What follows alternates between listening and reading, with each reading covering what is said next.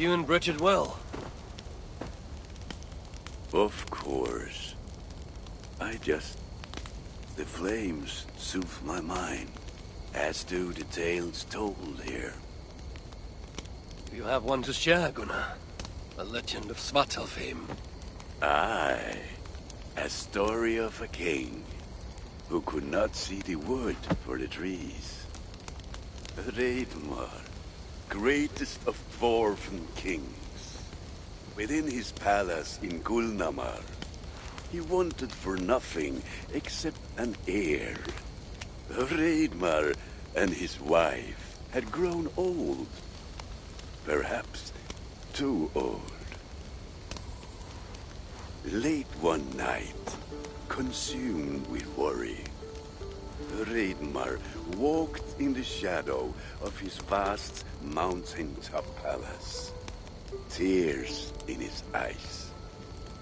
"The great king! What ails you?" a voice said. Afraid, Reidmar saw no one. "Who goes there?" he replied. Then he saw who addressed him. A vast and ancient tree, perhaps almost as old as Ymir himself. Reidmar sat upon its roots and told the tree he feared he was too old to give his subjects the legacy they deserved. The tree was so moved, it wept and offered its tears to Reidmar. "Drink, great king," it said, "and your woes shall be washed away." Reidmar observed the grass, the meadows, the leaves of the tree.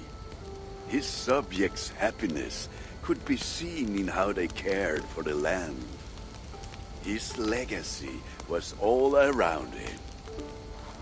Reidmar felt at ease, realizing he had everything he needed, and asked that the land receive the tree's gift instead. The tree's happy tears flowed evermore, enriching the land. 9 moons passed, and a baby's cry rang through Reidmar's palace. Long would dwarves place gifts in the weeping tree's roots, in memory of Reidmar and his kindness that shaped all he touched. All things happen when they should, old friend. I hope so.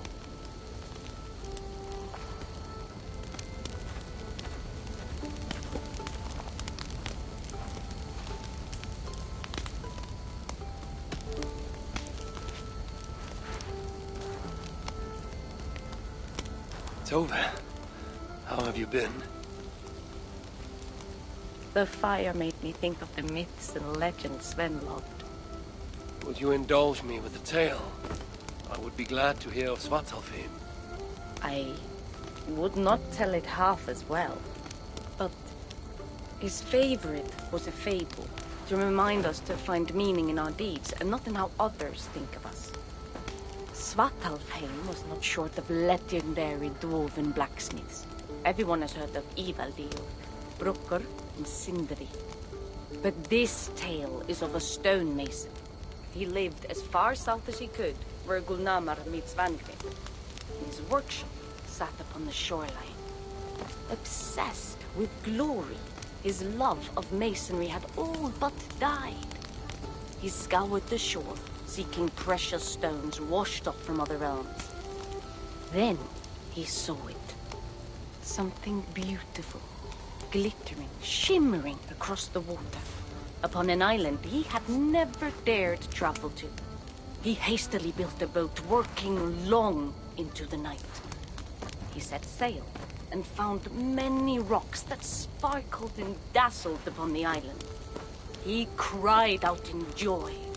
To craft anything from such stones, he would be remembered for all time.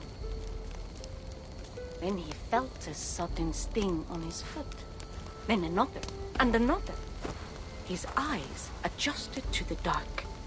So consumed was he by his desire for renown, he failed to realize he had walked into a nest of snakes, until it was already too late. And so, clutching the stone that sealed his fate, there he died. Remembered, yes, but only for his folly. A fine tale, Toby, and well told. Sven would be proud.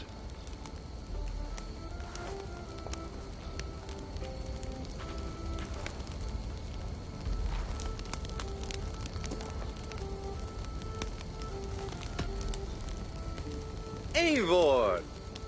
Whatever is the matter?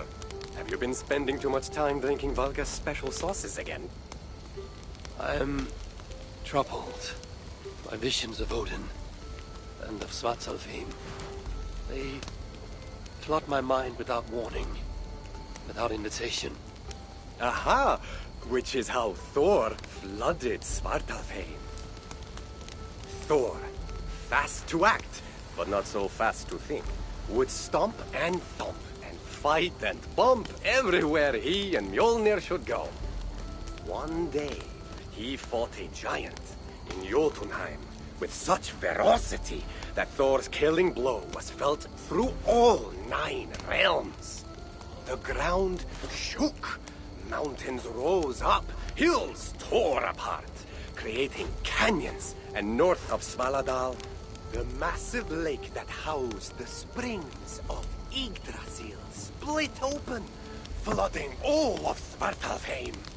The dwarf king, he built 3 mighty dams, preventing further damage to his realm, working alongside his beloved subjects.